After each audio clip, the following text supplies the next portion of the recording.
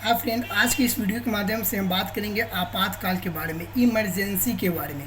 दोस्तों, आज ही के दिन 25 जून 1975 को भारत में राष्ट्रीय आपातकाल लगा था, नेशनल इमरजेंसी लगा था। तो दोस्तों, आइए हम समझते हैं कि आपातकाल क्या होता है।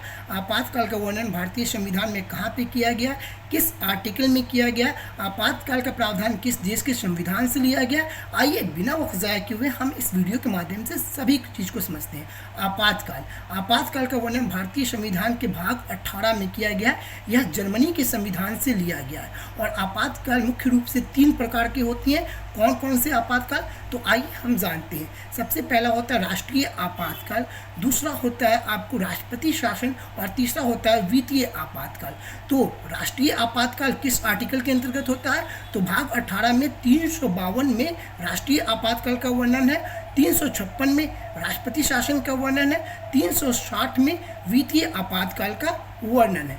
दोस्तों, आपातकाल के दौरान सभी मौलिक अधिकारों को समाप्त कर दिया जाता है। मौलिक अधिकार का वर्णन भाग 3 में किया गया है, 12 से लेकर के 35 में किया गया।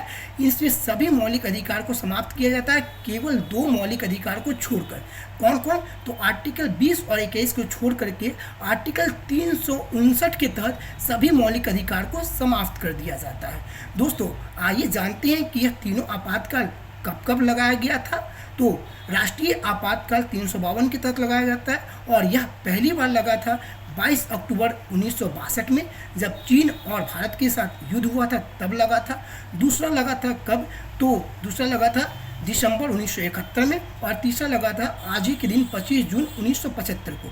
यानी कि राष्ट्रीय आपातकाल भारत में टोटल 3 बार लगा। ठीक है। राष्ट्रपति शासन भारत में कितने बार लगा, तो राष्ट्रपति शासन भारत में कुल 120 बार लगा। और वित्तीय आपातकाल जिसका आर्टिकल 360 में वर्णन है, यह कब लगा, तो यह एक बार भी भारत में नहीं लगा। दोस्तों, आइए यह किस किस कंडीशन में यह आपातकाल लगता है वो भी हम जान लेते हैं। तो दोस्तों, राष्ट्रीय आपातकाल यदि भारत देश में कोई आंतरिक कलह होता है, या भी किसी अन्य देश के कारण या किसी अन्य देश भारत पे हमला करते हैं, तो उस दौरान भारत में राष्ट्रीय आपातकाल लगता है। और राष्ट्रपति शासन कब लगता है, यदि कोई राज्य के मुख्यमंत्री या कोई पार्टी उस राज्य को चलाने में असमर्थ है, तो उसका नेतृत्व राष्ट्रपति करते हैं आपातकाल, राष्ट्रीय आपातकाल लगा करके।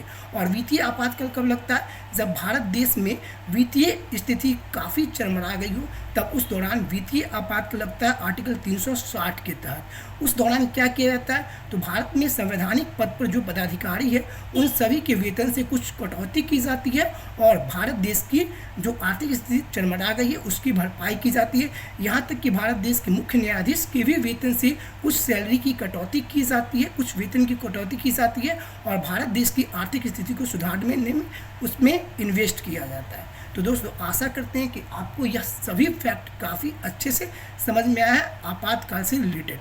और दोस्तों, आपातकाल के दौरान यदि आपातकाल भारत में लगती है, उस समय विधानसभा या लोकसभा का कार्यकाल 1 वर्ष के लिए बढ़ा दी जाती है। लोकसभा का कार्यकाल 1 वर्ष के लिए बढ़ा दी जाती है। इससे तात्पर्य है कि लोकसभा का कार्यकाल 5 वर्षों का होता है। यदि देश में आपातकाल लगता है, तो उस दौरान लोकसभा का कार्यकाल 1 वर्ष बढ़ा दी जाती है। हमको नहीं लगता है दोस्तों आपातकाल से संबंधित कोई भी प्रावधान अभी आपको छूटा हो सकता है कुछ मिस्टेक किया हो, लेकिन लगभग जहाँ तक कि हमको अभी जानकारी मिली वो हमने आपके सामने मौजूद रख दिया। ठीक है।